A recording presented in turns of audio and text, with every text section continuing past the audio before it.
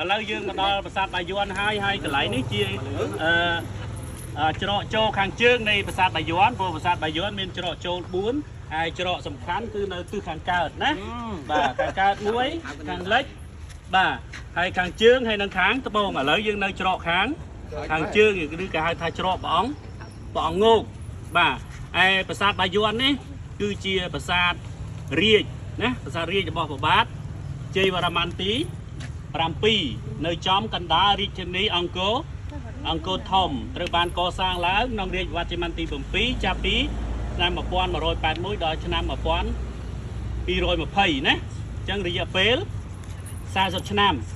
ណា40ឆ្នាំក៏លងពេលដែលកសាងរាជធានីអង្គរធំក្នុងរាជរបស់ព្រះអង្គអញ្ចឹងប្រាសាទ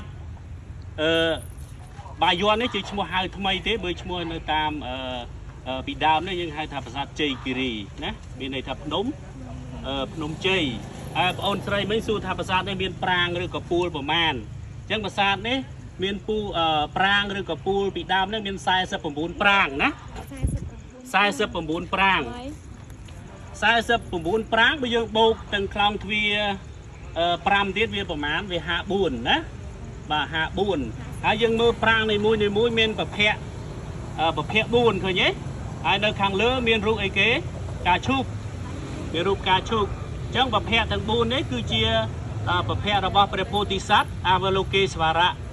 ក៏ដូចជាប្រភពរបស់ព្រះបាទជ័យវរ្ម័នទី7ពួកព្រះអង្គជាស្ដេចនៃពុទ្ធរាជណាពុទ្ធរាជមិនមែនជាទេវរាជទេណាបាទពួកព្រះអង្គយកពុទ្ធសាសនាមហាយានជាសាសនារបស់រដ្ឋជាសាសនារបស់រដ្ឋបាទហើយប្រភពទាំង4នេះគឺតំណាងឲ្យព្រហ្មវិហារធម៌4ដល់ខ្មែរយើងខ្លះគាត់អត់ដឹងគាត់ហៅថាប្រភពរបស់ព្រះព្រហ្មណាបាទព្រហ្មវិហារធម៌4នោះគឺមានអីមេត្តាករណាមុទិតានិងឧបេក្ខាយើងឃើញប្រភពខ្លះញញឹមបើកភ្នែកខ្លះទៅញញឹមបិទភ្នែកណាទៅតាមអ្នកជំនាញរបស់អាជ្ញាធរអប្សរាគេជឿថាប្រភពនេះមាន3ប្រភេទខុសៗគ្នាណាមាន3ប្រភេទខុសគ្នាជាមុខរបស់ទេពមានស្នាមញញឹមណាបាទហើយមួយទៀតជាមុខរបស់អាសលមានមុខរាងផតហើយភ្នែកធំឬមុខរបស់ទេពបើកដូចភ្នែកទុនសាយហ្នឹងបើកភ្នែកទូចហើយញញឹមឯប្រភពមួយទៀតមានភ្នែកមិនភ្នែកដូចគូម៉ាស្ការ៉ាអញ្ចឹងភ្នែកដូចមនុស្សស្រីមានចាមកអញ្ចឹងណាភ្នែកដូចស្អែកហ្នឹងជឿថាជាទេពស្រីណាជាទេពស្រីអញ្ចឹងមាន3ប្រភេទហ្នឹងណានៅប្រាសាទបាយ័នបាទយើងមានអីស៊ូហ៎កម្ពស់ចូល40ម៉ែត្រជាងណាកម្ពស់ប្រាសាទបាយ័ននេះណាបាទប្រាសាទបាយ័ននិងខ្លោងទ្វារប្រាសាទតាព្រំអត់ខុសគ្នាទេព្រោះប្រាសាទតាព្រំជាយើងហៅថារចនាបថបាយ័នណាដែលខ្លោងទ្វារមានប្រភេទ4ហើយនឹង4នេះគឺជាទេព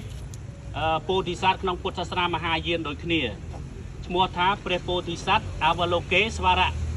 ណាអវលោកេស្វរៈដូចគ្នាការប្រើប្រាស់ចម្លាក់គឺក្នុងរចនាបថតែមួយ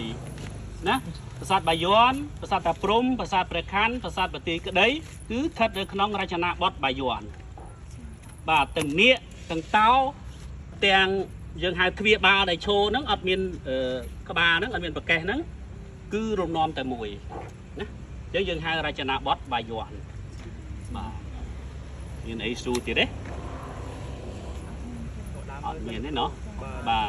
និយាយពីផ្កាឈូកនៅអង្គរវត្តផ្កាឈូកដែរតែផ្កាឈូកក្រពុំបើនេះផ្កាឈូករីកអញ្ចឹងផ្កាឈូកក្រពុំតំណាងឲ្យភាពប